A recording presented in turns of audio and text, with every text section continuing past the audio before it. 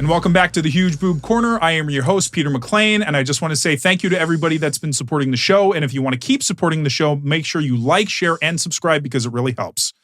Now, today I have an amazingly wonderful and gorgeous guest, somebody who's been a legendary huge boob model for a while. And I am so excited to have her on because I can't wait to talk to her and get to know her. And for you to meet her, please welcome Danielle Derek.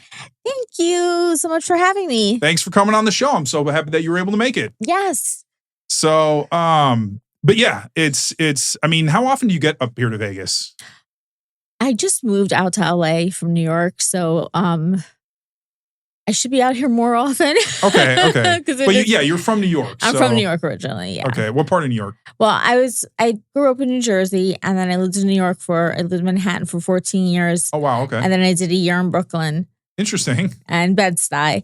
And then I moved to Miami for 6 years, and that's where a gentleman purchased several sets of my implants. Oh, okay. To get me to 2,500 cc's. Right. Oh, and we'll get to the boob stuff and that all that history. But how living on the West Coast now compared to the East Coast? I know a lot of East Coasters are not fans of the West Coast. So you're not either. I am not either. Okay. No, I live in downtown LA. So I also lived in Bed-Stuy, Brooklyn. Yeah. So I'm not, claiming to be anything of anything. I come from nothing. Yeah. But there is a vast difference. It's a different vibe in both cities. It's a vibe. It's the people here are not Vegas, but like in LA are selfish. Mm-hmm. There's just a selfishness about these people that I cannot comprehend. Well, New York, I think you have a mixture of people, a lot of people that are from New York, so they grew up there, and a lot of people that moved there for their jobs and careers. It seems like LA, it's super rare to meet people from LA. Like everybody you meet moved there to pursue like a Hollywood career or whatever career. So, but I mean, they're like tourists. Yeah. So, but you and Sapphire saying are roommates, so that seems like it's a pretty fun living arrangement with the two of you. Yeah, I mean, I've only known her roughly a year. Oh wow, okay. And it all just happened like really fast. She's actually the reason I moved out here. Okay, nice. All right. So why don't we start then with, I was going to start with modeling, your modeling career. Okay. Is that all right? Sure. All right. So when did you start modeling? I never really had like per se a modeling career. I guess I just look at your when I was 19, I got some bonds matured, and I called my bank account one day to see if I could buy a soda on campus. Mm-hmm. And there was $10,000 in there. Okay. I was like, call my mom, like the bank made a huge mistake. What should we do with this money? Because we got to get it out right now. Yeah. And she's like, no, that's actually yours. And I was like, I'm getting a boob job. Like that was the first thing I thought of. Okay. I'm getting a boob job right now. So I scheduled a boob job, and then shortly thereafter, I started doing like car shows. Okay. I did an ESPN bikini contest. How did you get linked? Because I've seen that before, like boat shows, car shows. Is that through an agency typically where you're just with somebody, or you get contacted more like? I got like a random email from some guy who lived in his parents' basement, and it was like New Jersey Bikini Team, it was called. Okay.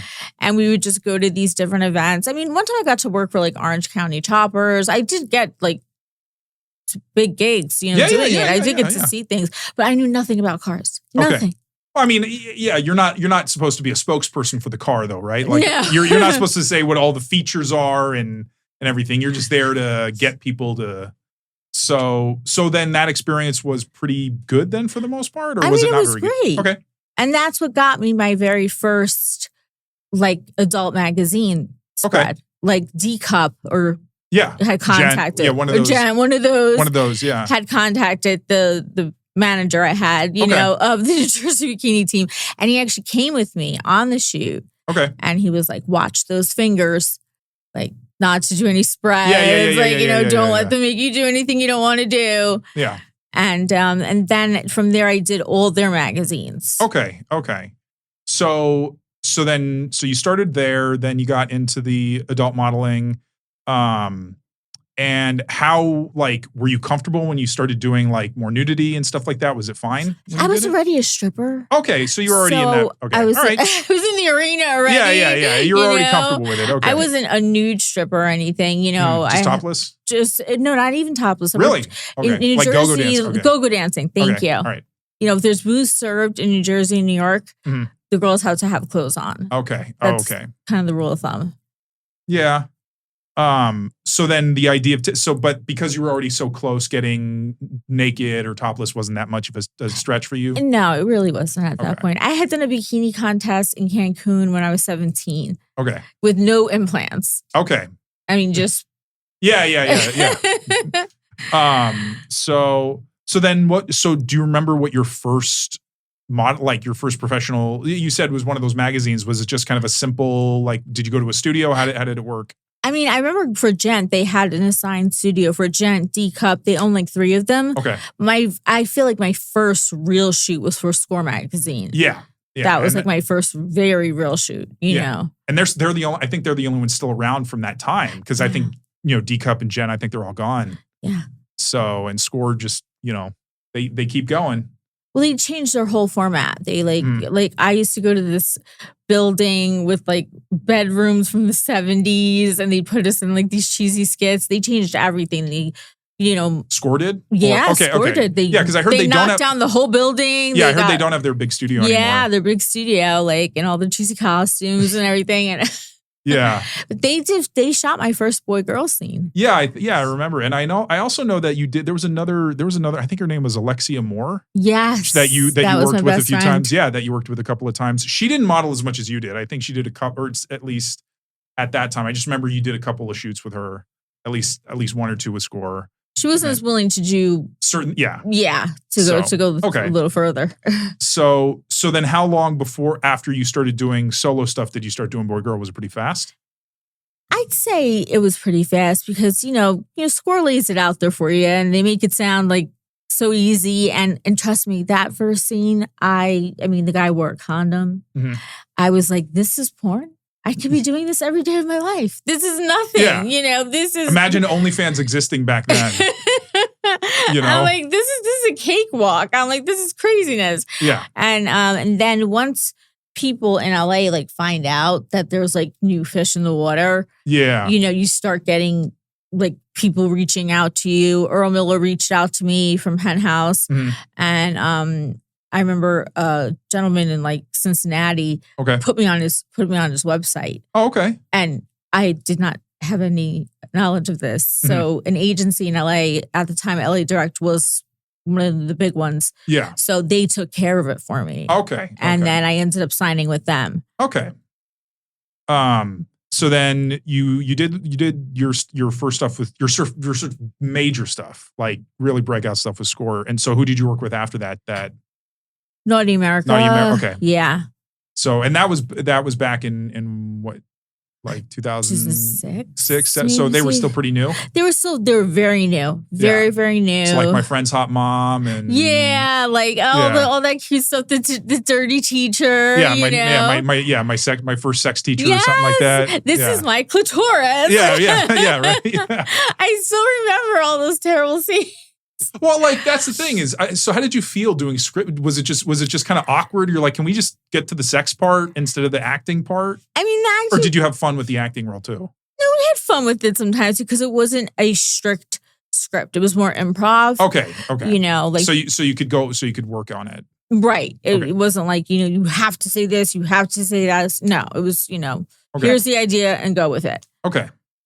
And any like. Were you already because you were already in that MILF category back then? Already. Which I think is mainly just because of the boobs. Because for some reason, huge boobs gets, especially enhanced ones, gets put to older women or like the idea of a MILF. Right. More so because, I mean, I've talked to people that were still in like their late 20s and getting MILF roles. If you don't have that nip, I tell girls, keep those nipples as long as you possibly can. Ride that college girl wave as long as you can, because I went in as a MILF. Yeah. That was all I was getting cast. That's all I got cast for. Mm-hmm. And my agent said, do you want to be somebody or you just want to make money? And I was like, I just want to make money. Yeah. I was like, I don't really care. So I got set up with everything, mm-hmm. And then how long was that period that you did those professional scenes? Because there was a thing, because I don't know if you've retired from that kind of stuff or if you just really scaled it back. I shot straight for 2 years. Okay. And year 2, they told me, you're not a newbie anymore. So giddy up.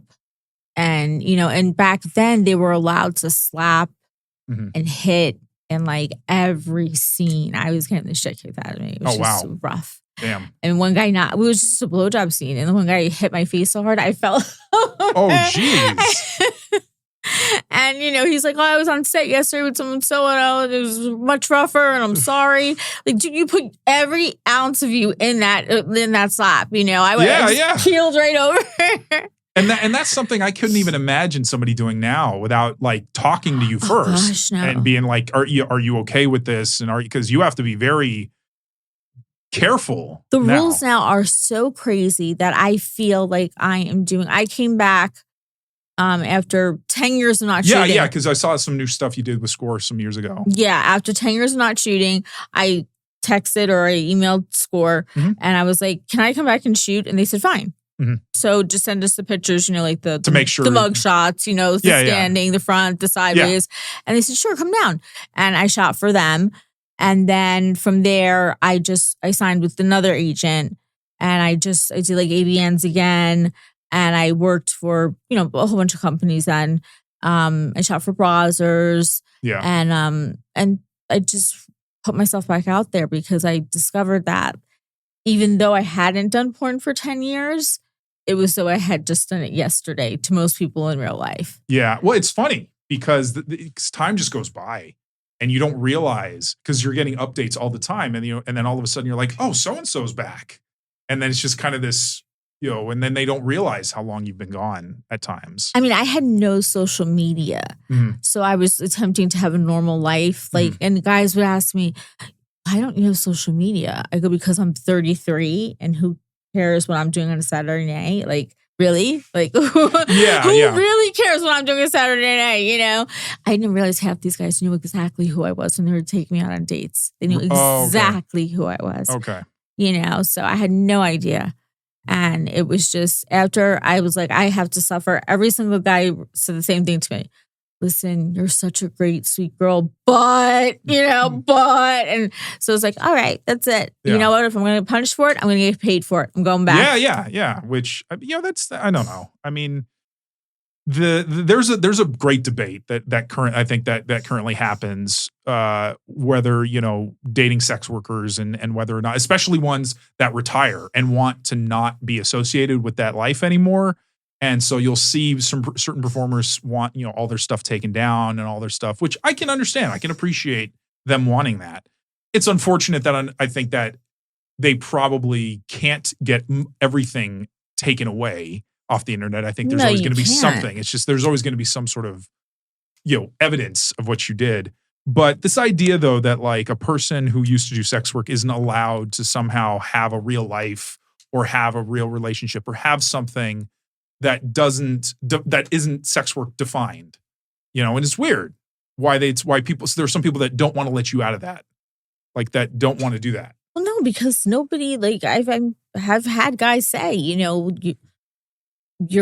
like, you are who you are. I was like, had I have known I was this famous when I was shooting, I would have never freaking left. Yeah, right. Yeah. You didn't realize. So you didn't realize how much of an impact you'd made. I had no idea. I remember being one day at Port Authority. Like I went back to school and I heard somebody say Danielle, and I turned around. Mm-hmm. And he's like, I knew it was you. You turned around. And I was like, oh my gosh. And then once people started finding out who I was, like just amongst like the normal life. Yeah. And once people, and then civilian life, right? And they would treat me like an alien. Like I was sitting in the car and can I ask you just one more question? can I ask just one more question? Fine. Like, it's like, like, okay, it's not a problem, But I just knew that dating was not going to be feasible. Yeah, it's difficult, I think. I mean, and, the idea, because a lot of people don't understand the way the industry works from outside of it. And they don't realize that every industry has its own, I think, quirks to it. Obviously, though, this is something where I think you have to be really secure in yourself to be with somebody who does it. Right. Which is why a lot of times, you have industry relationships, people that, not necessarily both performers, but maybe a performer and like a director or somebody else who's involved with it. But overall, though, it sounds like, so when you came back to it, what was that experience like after not having done it for 10 years? It was strange because I felt like I used to leave set covered in sweat, worked my ass off, my eye makeup would all be off. And now there were so many rules and so many regulations, and you can't do this, you can't do that. For gangbang, I just laid there. Yeah. I'm like, and I sat up, and he's like, everybody out of the room right now, everybody out. And I'm like, what happened? I'm like, what happened? He's like, what's the problem? What's the problem? I go, I feel like I'm not doing anything. That's the problem. Yeah. I feel like I'm just laying here. Like, I'm not contributing to the scene. I'm not doing anything. I'm not used to working like this. But the rules have gotten so strict. Do you think that that's because there have been, instances where somebody did something they shouldn't have done, and obviously they need to protect performers, and they need to make sure that everybody's like, you feel safe, you feel okay. And but I can understand, though, it being hampering to a creative process and a performance process. Yeah, it would just feels odd to me, not to just not be participating, not be. Have you been in scenes where you just like you got like caught up in the energy of it, or and you put like it reinforced your performance, right? Like when things escalate, sometimes you have a chemistry. You may not know it, but sometimes you have a chemistry, or sometimes I want things to look a certain way. Yeah. So I will put forth as much as I humanly can, to make it like look a certain way, because with the boobs and everything, reverse cowgirl is very important, and I like to have all that movement, and I'm known for being vocal and being talkative, so I like to do all that stuff, but it was just strange to have a guy like be so non-responsive. And I had to also, when I went in, I was 25, 26, working with 38-year-olds. Now I'm the old lady working with the little boys.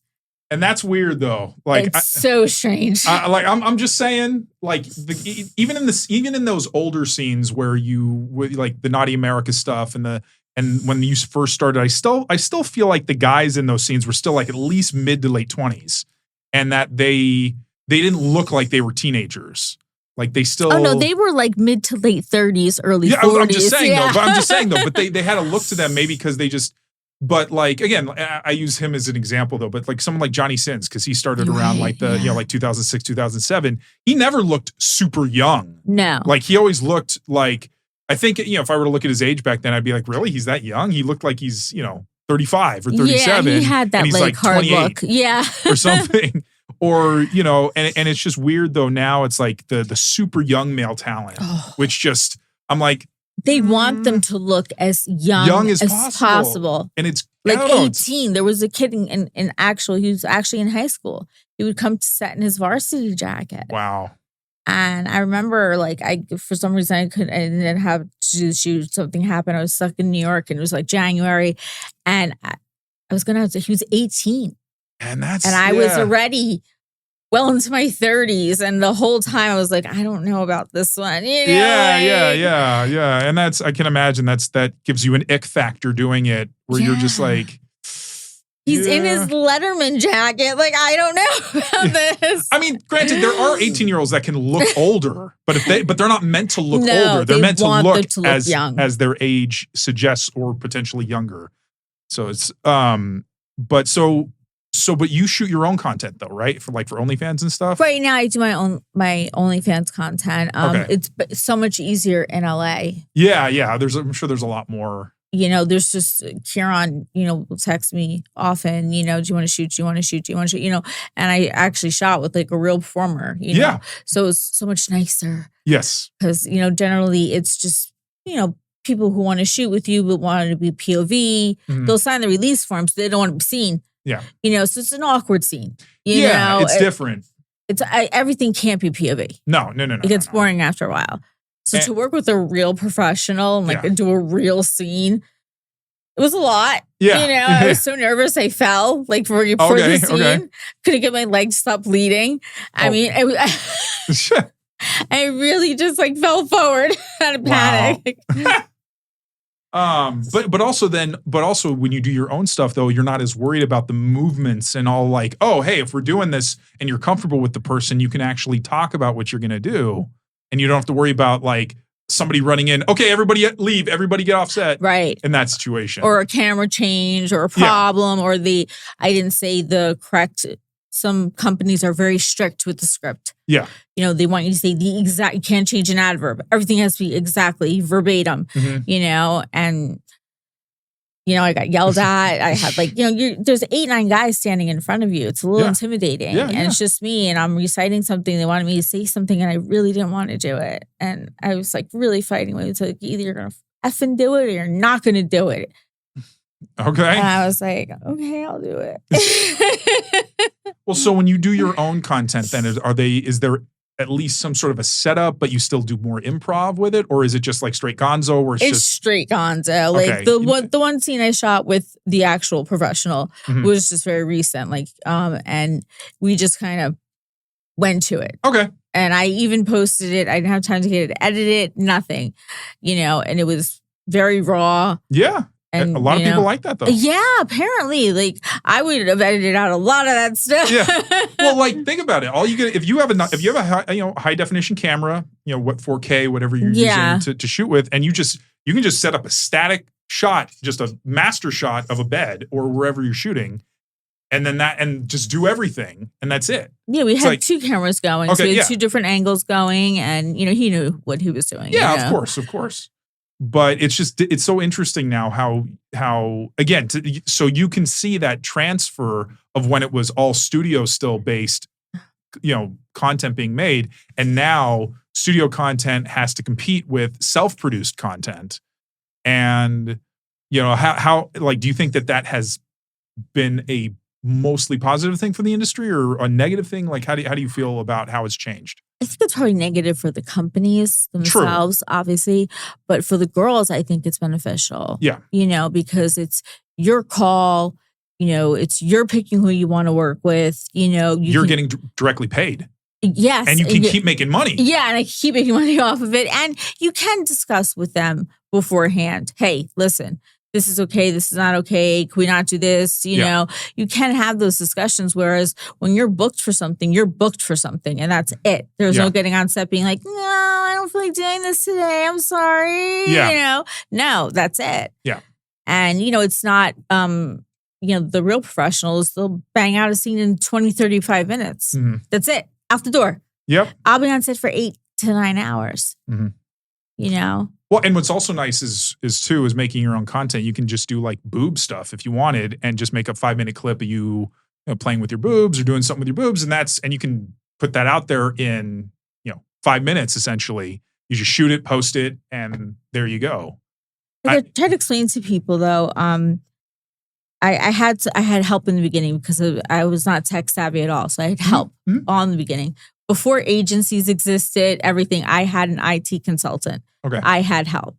And then when he got married and had a baby and couldn't help me anymore, I was getting paid, but he had priorities. Things changed. His wife didn't want him doing this sort of editing, Yeah. She didn't want to see any of that stuff. So, and I try to explain to people, I cannot be the show, direct the show, run the show. I can't do it all. Yeah.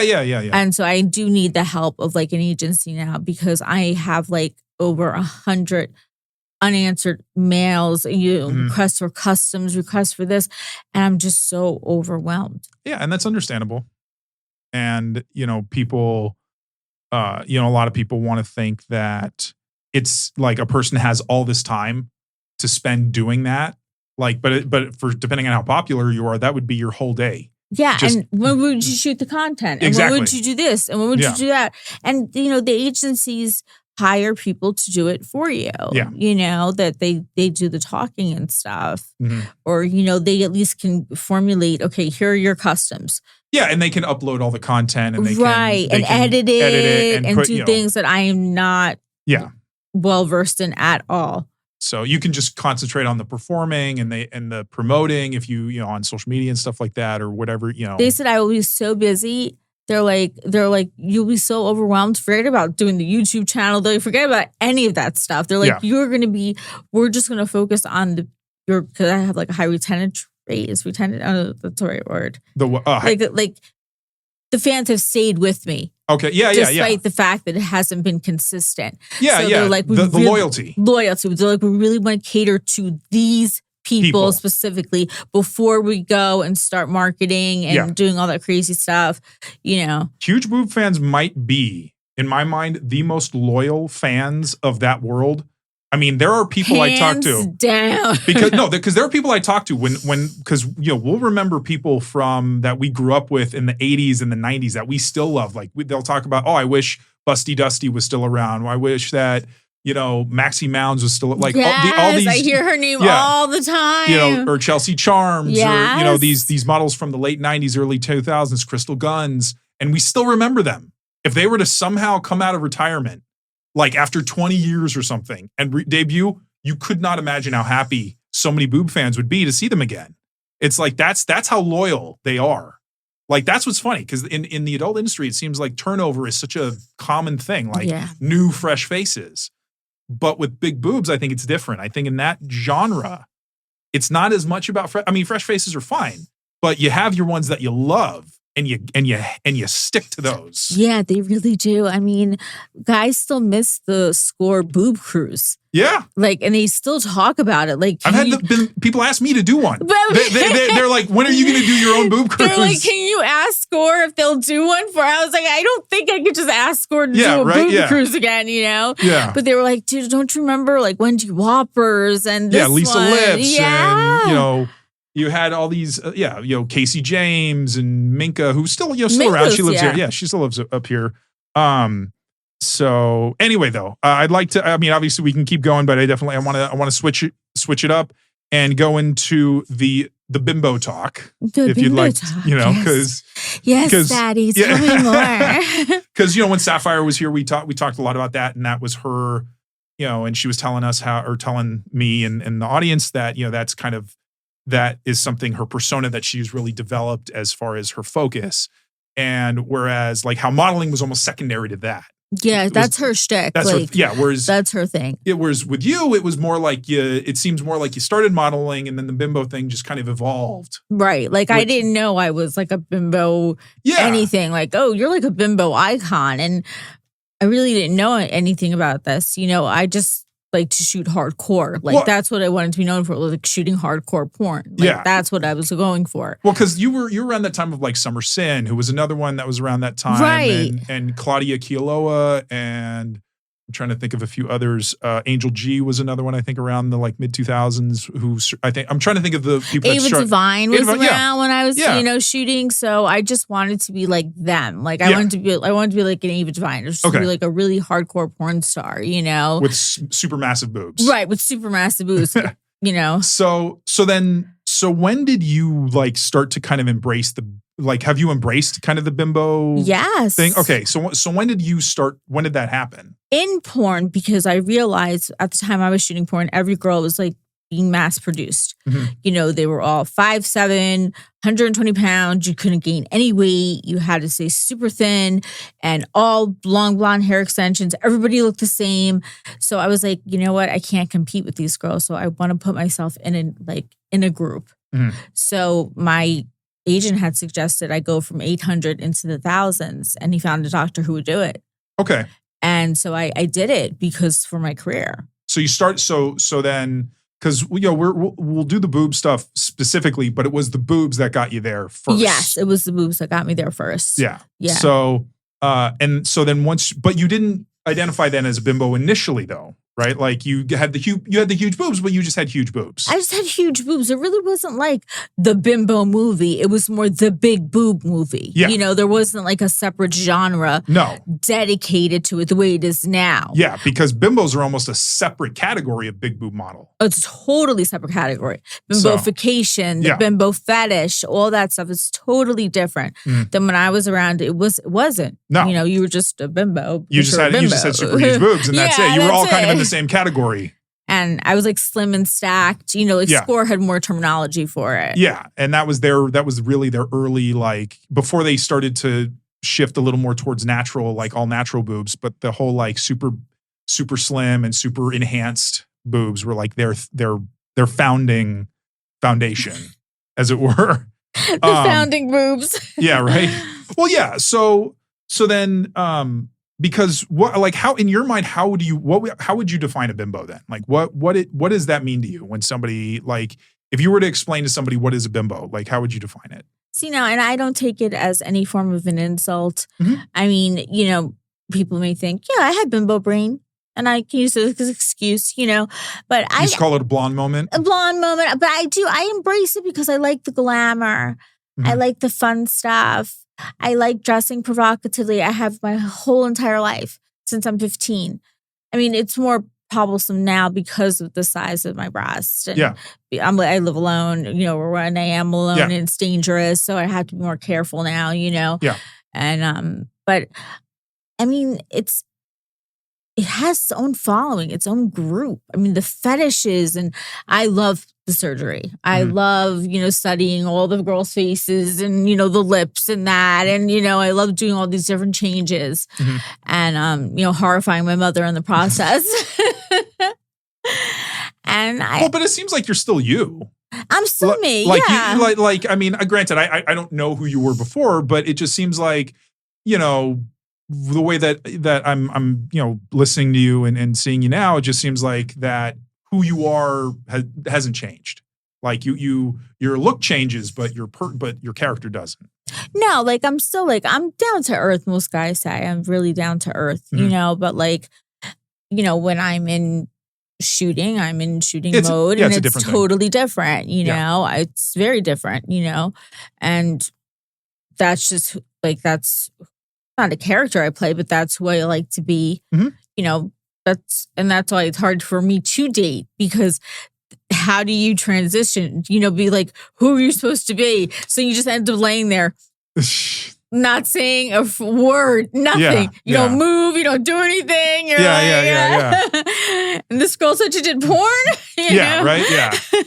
So then, what is it that you love about? Like, why do you love to be a bimbo then?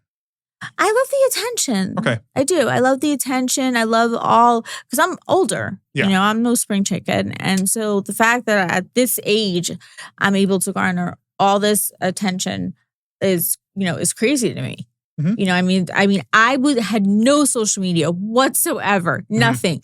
So at 33 or 34, I opened up an Instagram page. Like, I didn't even know how to use it. Yeah. You know, a Twitter. You know, I just found out about TikTok not that long ago. Yeah. So, I mean, it was to have all these followers and everything was incredible to me, you know, after all this time. So, and to know that there's a whole culture out there and I wasn't the only one, you know, there were so many big boob girls out there and, you know, and they kind of stick together. They're really not as catty as the other groupings of women are. Well, because you're all linked in a unique way, because having super huge boobs kind of puts you in this category because, you know, not everybody, I mean, there's a lot of women that have big boobs and that they're, you know, maybe 400 cc's or 600 cc's or whatever, but you're in that stratosphere of over, because you're over a certain size that very few around the world. So it's like you all kind of know what it's like to be in that world. Yeah. You know, to have the clothing and to have the attention and to be a part of that. So I think it makes it so it's almost more like it's better to stick together because there's not too many of you out there. I mean, I wish there were more. Personally, but obviously it's dependent. I wish there were more support groups. I wish, you know, but yeah, if the super huge boob sorority could be bigger, that'd be nice. But yeah, I mean, and because like, have you heard of Barbie core, where it's like it's basically it's a culture of like people that are super fans of like Barbie and stuff, and so it's like they wear all pink and they have all that stuff, which I think Bimbo and Barbie aren't necessarily synonymous to each other, but I think there's a lot of overlap with that. So like when the Barbie movie came out 2 years ago, with Margot Robbie, it's like there was a lot of stuff that played into that. We have a lot of adult Barbie stuff in our apartment. Like, okay. So, I mean, my whole room is pink glitter wallpaper. I have like the Juicy Couture, like the, all the cheesy stuff, all the pinks, all that stuff is all over the place in my room. Well, and I think that, I mean, have people ever said you have like a Barbie body to you in terms of like, because, she's got her dimensions, they always say, are a little. I mean, I've been told I'm petite. Okay. I don't really hear Barbie body. I hear I'm very petite because I don't really have hips, or much of anything else going on. It's all up there? It's all up here. It's all up there, yeah. I mean, would you say having huge boobs is essential to be a bimbo? Like, do you think that's like a thing that if you want to be a bimbo, you pretty much need to have at least big boobs? Yes, or be in the process of getting them bigger, yeah. Or at least you have to have something. The big lips, you have to be something in that a little mode. Accentuated. Right, because that's what the bimbo fetish is. Yeah. Bimbofication. It's turning yourself into these sex dolls almost. Yeah. They want you to look like that, the robotic movements, the drooling. They want all of that craziness. They want all of that stuff. And that's part of the fantasy. Yeah. So, so you said that so you've had boob surgeries, and we'll get into all of the how many you've had in a little bit. But so have you had a lot of other surgeries in other areas? I had 2 sets of butt implants. Okay. And obviously has done nothing. So I'm going to go one more try. Okay. One more try. I found a different doctor in Texas who does them differently. And he's going to like lift my butt and put them in there and then like use filler, but it's, not permanent filler, but something, because I lied about my BMI to try to get a BBL. And he was like, you have to gain like 40 pounds. And when you come in, you need to be as fluffy as possible. Wow. And my fans do not like me. That is a different, 1 ounce over a certain weight. Like, what did she eat last night? It is like panic mode for them. So I really just wanted to do it because everyone else had these butts and I didn't have it, and I really wanted to, but Sapphire was like, she knew it was a phase and I didn't believe it was a phase. I thought it was never going to go away. I thought boobs were never coming back in style. Yeah, well, and that's the thing, because when you started, huge butts weren't the thing. No, you couldn't be 10 pounds over. The 130 was overweight, Yeah. I personally think that huge boobs never really go out of fashion. Personally, they always look amazing. But yeah, I get what you mean though. That there are trends and there are things that happen. So like the 90s was a very boob focused, decade. I think anyway, so then, all right, so you've got the BBL and then any other procedures that you've had? I haven't done the BBL. I wanted to do BBL. Okay. But I've had butt implants. Okay. The 2 nose jobs. Okay. I've had like a lot of like med spa work done to my face in the last 2 years. And now I'm going to just go do the full face. Okay.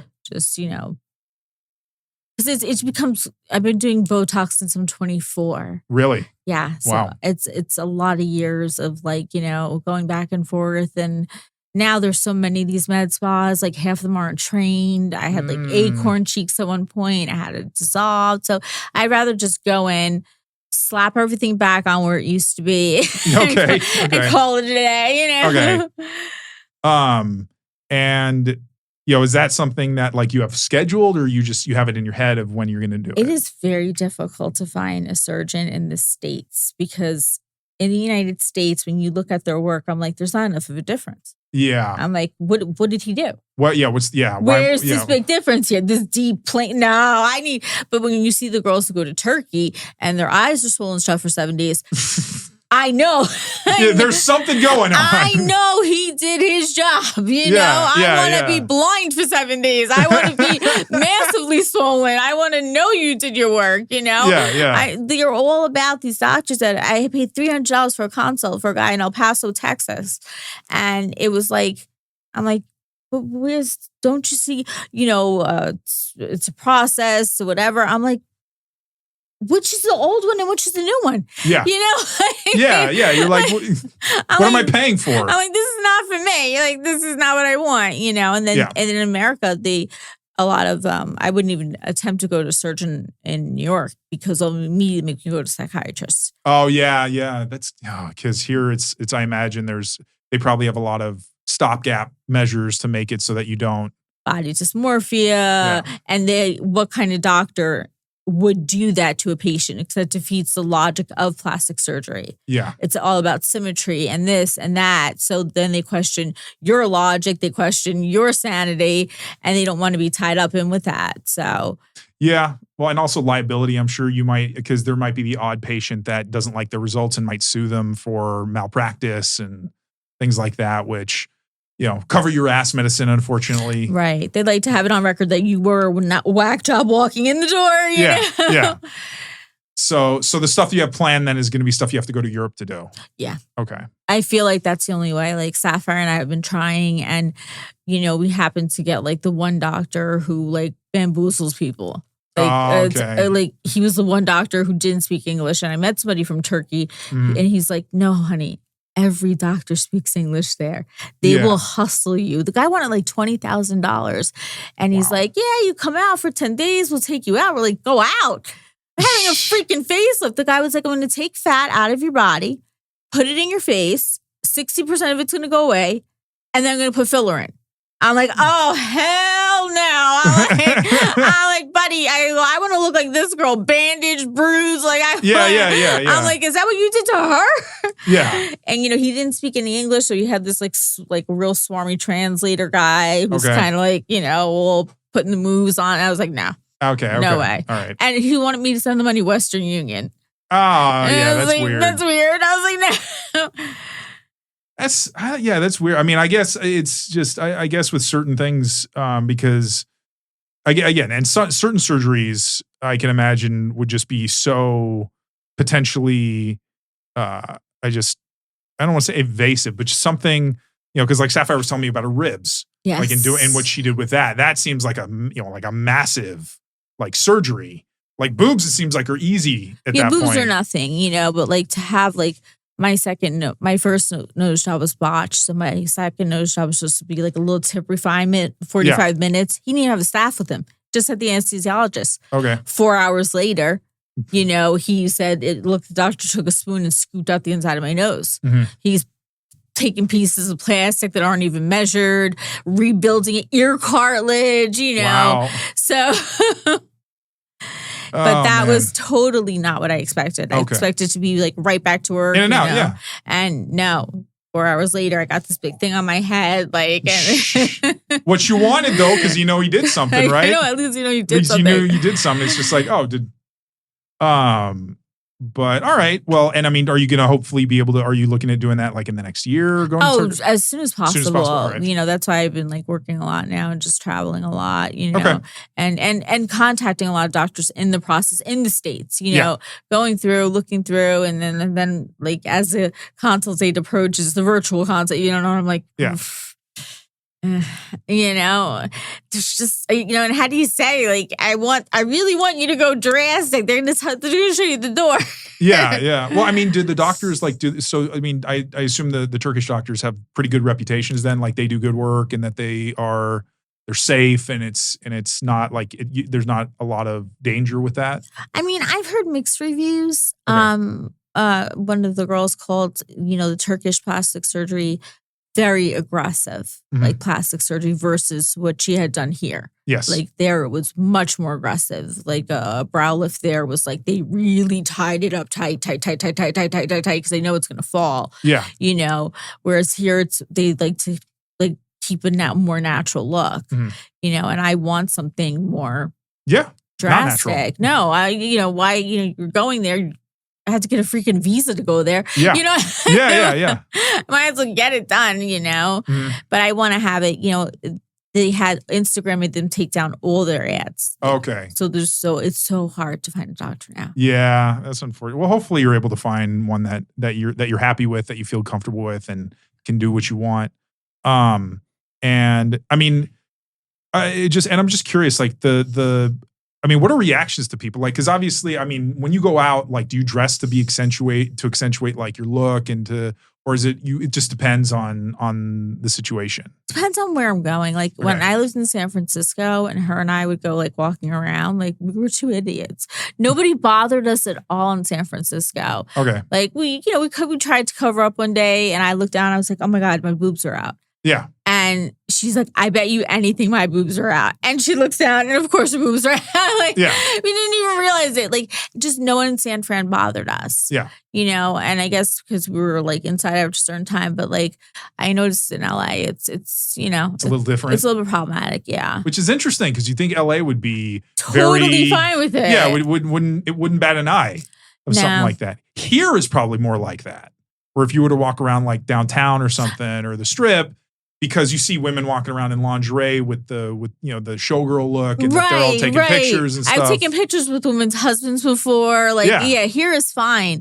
But no, in LA, it's tough. And I don't live in like that safe of a neighborhood. So like 3-4 o'clock in the morning, like the Uber driver pretends it's on his phone because he won't get my luggage out of the back. Oh, wow. You know, so like I try to like definitely cover up then, just because I don't want the harassment.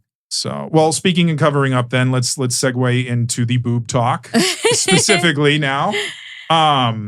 So currently how big are they? These are 3,000 cc's. 3,000, that's what I thought. And how many procedures just on boobs have you had? I went from 200 to 800 to like 13 to 15 to 18, then like the 18 to like the 25, I think. That was a big jump? Yeah, that was the big jump at the very end. Okay. That was the last one. And then I had those, the doctor failed to mention that after 5 years, you have to get them exchanged out. There's a warranty on that? Shelf life? Yeah, there's a shelf life. And I did not realize it. So I had one rupture. Oh, okay. At year 6. Okay. And what kind of implants do you have currently? I have these, they're 900 cc implants overfilled. Yeah. That's why they have a short shelf life, you know, and I kept telling people, you know, I don't like how they're hanging. I don't like how they're looking. I think I should get them changed. Everyone's like, they're perfect. Leave them alone. Don't do anything. Yeah. Sure enough, 2 weeks later, you know, Yep. It was out of your hands. Yep. Total rupture, and I was like horrified, and I was scared, and you know, you're on a clock, you know, before that thing is gone. Yeah. So they got me into surgery in like less than 7 days. Oh wow. Okay. You know, and I was already getting new ones in. Nice. Well, and what I've heard is that it's nice because they are so interchangeable in terms of, it's like changing a tire almost. From what it sounds like, maybe it's a little more than that, but. You know, you take them out, you put new ones in, and, you know, boom. It's the pocket. Once the pocket's there, but see, the problem is when it ruptures, that pocket starts to close immediately. Yeah. That's why he wanted to get me in there, because he was going to have to do more work then. Yeah. You know, so he said the pocket had already started to close that quick. Okay. How big were you when you started modeling for Score? How big were they then? I was 800 cc's. Really? Just 800? I was 800, yeah. Wow. Which on my frame is, because I don't remember you ever seeming that small. But they look so tiny to me. They look like A cups now. When I look at them, I'm like, oh my God, I'm mortified. You know, look at these little things. What size were these? You know? Yeah. And everyone carried on so much about them being so huge. But I remember now what I used to think of other girls this size. Mm-hmm. So I had to try to keep that like in focus. Like, don't forget. You know, and like, so if people stare, they're going to stare. Yeah. Because it's like, you're going to look because it's not normal to the eye. No, it's not. But boobs always draw attention. Right. whether you want them to or not. So you go out with cleavage and there's going to be heads turning, whether people even are interested in it or not. Yeah, I mean, I'm in Manhattan like most of the time. Like everybody's kind of head down. That's a little different. So it's a little different. Like no one's really like, you know, and You go down to Wall Street dressed, and I guarantee you, 7 a.m. on a weekday morning, that would really challenge their focus. See how quickly they're fucking trying to get to Goldman Sachs and and Lehman or whoever's still down there. I never go down to the financial district. Well, I know. I'm just saying. It's just funny. I don't ever go down there. But well, I tried to think of the area of Manhattan that would be the busiest part where you'd have potentially the least looking, right? Because these people are so driven. Like stand outside the New York Stock Exchange building and just hold a sign like, "Do you love huge boobs?" and just see what kind of reaction you get on a market day. I mean, yeah. I mean, those get you to ring the bell. Get to ring the stock, because they do that. Yeah, so it's ringing Tits McGee. That'd be amazing. Well, don't they have somebody do it like every day? Every day, yeah. Yeah, every day someone's and they'll have special people come in to do it. Right, like who have charities and other things. It's not special. You're special. Yeah, I think a lot of people would think you're special to ring that bell. But and so I mean, so you've had then it sounds like about 6 or 7 different procedures. 6 or 7. Okay. And the size you're at, do you want to go bigger or yes, you do? I do. Okay. So do you have a size in mind or you just want to keep going bigger until you feel like they're big enough? I felt like I wanted to cap off my career at 4,000 cc's because he will only go up 500 increments and he will not do expanders. Okay. My doctor does not believe in them and I haven't heard the best of results about them either. Yeah. So I would have to go outside the country to get them done. There's a great doctor, but I think he's in like Belgium or Brussels or something. I wish I would love to go to him and have all my work done. Yeah. But, I'd have to move there for a substantial amount of time. Yeah. The recovery and everything is a little, you couldn't just fly back. Yeah, I could just fly back. And then, you have to pay somebody here $500 to do the fills for you. Yeah. And, no doctor likes to touch another doctor's work. That's understandable. And if they screw up, now I got to fly back to, so it's just a pain in this. Yeah. It's just too much. So can you get to 4,000 with what you currently have? Or would you have to swap those out? These would have to come out. So he would take these out and he'll only go up 500 cc in increments. Okay. Because I've heard that there are some that I think there's the largest one I heard of was like they start at like 2,000 and they can get filled up to like over 4,000 or 5,000. I think they discontinued those 2,000 ones, but they don't have those anymore. But you have to do the expanders. You have to do the expanders, and I haven't heard enough for now. Yeah, I have to see I have to feel confident with them. I mean, this was traumatizing enough having the one rupture, and it just felt I can imagine. Gross and. You're just watching it and, and I did everything by myself because this is not cancer. It's plastic surgery. No, I'm not asking anyone to stop their lives because my freaking boob exploded. Yeah, exactly. Yeah, it's an emergency, but it's not not a real life emergency. Well, I guess it depends though, because if it was silicone and that would be different. That would be different. But if it's saline, which I know that the silicone only goes up to a certain level, I think 800s or something. After that, it has to be saline. But, so then, I mean, what would you say then? Do you have a favorite thing about having, massive boobs? I do. I like the effect it has on men because they get this look in their eyes like Santa's here, like Santa. It's like the smile, the excitement. Yeah. It blows my mind. You know, and it's just. Because I see them every day, I forget about them. But it really, they get that look like Santa's coming. And they're so, people bring me pictures to sign and they're so fixated on them. I mean, just completely fixated on them. They give a lot of happiness. They create a lot of happiness. That's for sure. And it's amazing because you think they're, a body part can make somebody, that just seeing them makes them that much happier. And seeing how disappointed they make my mother. It just, that's so funny. In comparison, it's hard to it's so funny. Those things is what she refers to them as. Those things. Those things. Now, they better not be that much bigger because last time you said it was only a couple teaspoons and it was not a couple teaspoons, That's funny. So then just so you love the way that men just love them, that love them so much. I love the way I do. I love the loyalty of the fans of the boobs. You know, I love the excitement they bring because, like I said, I'm not 21, so I don't have that shtick. You know, but the boobs are like... They're timeless. Yes. It's interesting. They're like a Rolex or a Birkin bag or something, you know? I mean, you can be in your 60s and you still have massive boobs and you'll still have those fans. Yeah, they're crazy like that. They're so... I mean, I have a fan who's 80 and, you know, is still like, you know, obsessed with the boobs. But, you know... Never goes away. It never goes away, no. But I was told very specifically never to get a fat ass. Okay. You know, you have to stay this weight. You have to stay this weight. You have to stay this weight. So well, and you know what though? I mean, and when you get that done, there could be some. You might have a little bit of fan drop off potentially, but you could have a lot more fan pickup in terms of getting new fans. But and then you know, obviously with boobs of that size, you know, do they offer any kind of challenges for you? Yeah, like right now, I have to wear a bra and a corset pretty much. All the time. Yeah. The corset is like really what holds them up, really. And okay. I still haven't been fitted yet. Okay. I have no idea. I say they're like in their J's because the other one's double H's. So I haven't been fitted yet because the bras have to come from Europe. It's a pain in the ass. So I don't really know what size I am. And I want the swelling to go down, you know, still. So I have like one bra.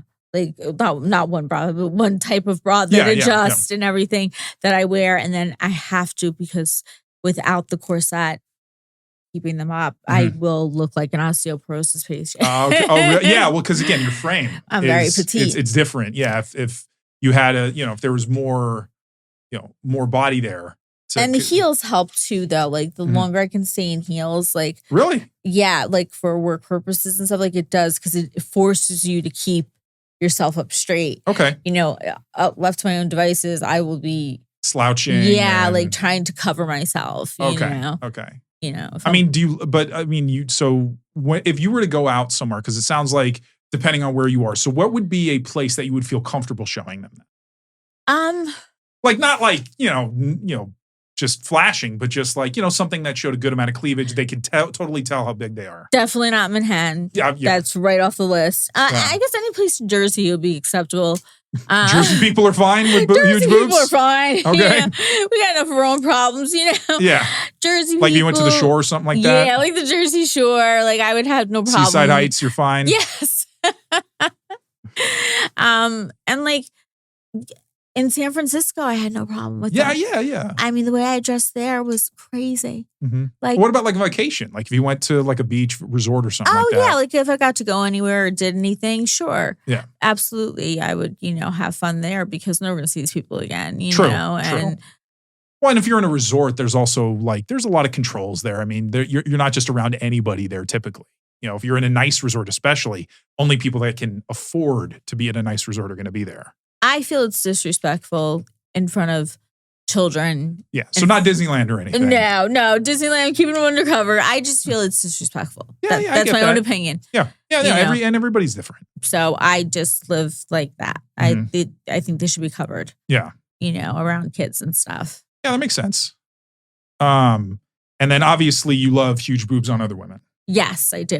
So it seems like you've always been close friends with other other big boob girls. Women. Always. How does that happen? Like, would you just know each other in like from dancing or from modeling, and then you would just kind of hang out, or how would that happen? That's what happened to Alexia. Like she saw me at like a D-cup shoot or gent and said, I want to work with that girl, and a friendship developed out of it. Yeah. And, and she was in a book about bimbofication. She was one of like the pioneers. Like she was, it's a long time ago. Yeah, I know. And she already had her lips done. And then, I started doing my lips through the strip club I worked at, and then the next set of friends I had were all at the strip club. So every girl had implants of some size. Yeah. Not, gargantuan, but we all had fake boobs. Yeah. So I didn't really know anybody who had natural boobs. What they looked like, what they felt like. Then when I started dancing nude, I saw it like, well, that's real boobs. Okay. Yeah. Where girls want to, can I touch it? Let me touch yours, you know? I forget what they feel like. Yeah, right. Do you have women now, like younger women that love your look, love the size of your boobs, that they want to like get advice, or they want to say, hey, what can I do to look like you or to go about this? Like, do you get that? Some girls will message me on Twitter and like, oh my God, you're my icon, or oh, I wish I could, and I was like, listen, honey, I was started at 19. Yeah. I'm 44. This has been a process. Yeah, this is not an overnight thing. You don't go from 200 cc's to 3,000. To 3,000, You no. don't. No. It takes a long time to fine tune everything. And, even like the face work to learn what works, what doesn't work, this, that, the other. Well, and I mean, do you find yourself liking that mentor kind of role? Oh yeah, I love it. No, I think it's flattering. I think it's really flattering because if I could, save anybody from going through what I went through. Yeah. Like with all like the bad choices I made, I would just go into plastic surgeon's office and just write out a check. Yeah. And like not even do any research. Yeah. Like nothing. Just impulsive, write the check out. Let's go. Let's schedule it, Nice. And now girls have died. Bad things have happened. Yeah. There's some tragic things that have happened. So now I know you really need to do your homework, research, and you can't just hand them over all the money and just say, and hope for the best. Well, and you need any guidance is helpful, because again, because getting to a certain size doesn't work for everybody. No, it doesn't. And some girls' bodies reject it, or if they have like an autoimmune disease, or they have the underlying health conditions, they get their bodies push them out, like they have problems. So I know I'm running against this, like statistically. Yeah. After a certain amount, you're not in favor of coming out successfully. Now I'm pushing it. Exactly. Like I'm way over the. So, anyway. But anyway, Danielle, well, we've come to the end of the show. Okay. And I just want to say thank you so much. You were an amazing guest. I hope you had a good time. I did. I hope you want to come back on the show. I'd love to. Awesome. All right. And to all of you out there in Huge Boob Land, we will see you next time. Bye.